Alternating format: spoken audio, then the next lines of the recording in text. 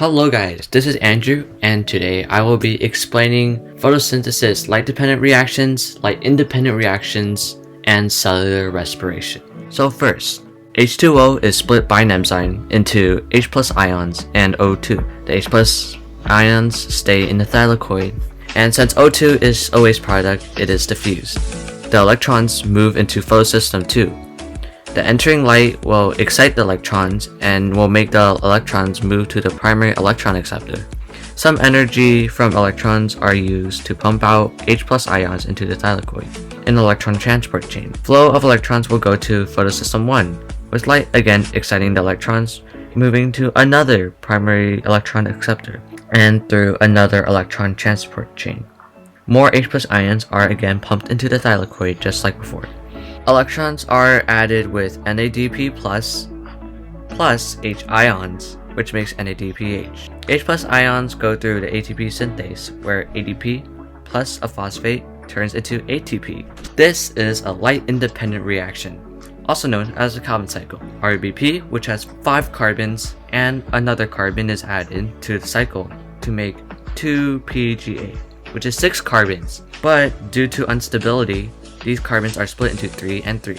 We have 2 ADP and 2 NADPH, changing the 2 GPA into 2G3P. The ATP will turn back into 2 ADP and NADPH will turn into 2 NADP+.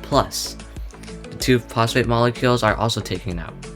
The 2G3P still has a split 6 carbons. 1 carbon is put into organic compounds. The other 5 go back to RUBP with the cost of 1 ATP, and the cycle just restarts. To make glucose, you need 6 carbons. The only way you're going to get those carbons from the light-independent reaction is from the organic compounds. Therefore, you would need 6 full cycles for 6 carbons to make 1 glucose. If you look at all the other units, you'll also use up 18 ATP and 12 NADPH. This is how cellular respiration works. Obviously, photosynthesis is for autotrophs only. So because of the light-dependent and light-independent reactions we were talking about earlier, photosynthesis can occur. And we have glucose. Now for both autotrophs and heterotrophs, we have pyruvic acid formed from glycolysis. And we have 2 paths. Remember aerobic and anaerobic respiration? Yeah, me neither. No, I'm just kidding. If there is no O2, we will have anaerobic respiration, also known as fermentation. Fermentation results in lactic acid and alcohol. If there is O2, we will go through aerobic respiration. Pyruvic acid combines with acetyl CoA and goes through the Krebs cycle, electron transport chain. Both types of molecules will then go through cell's work.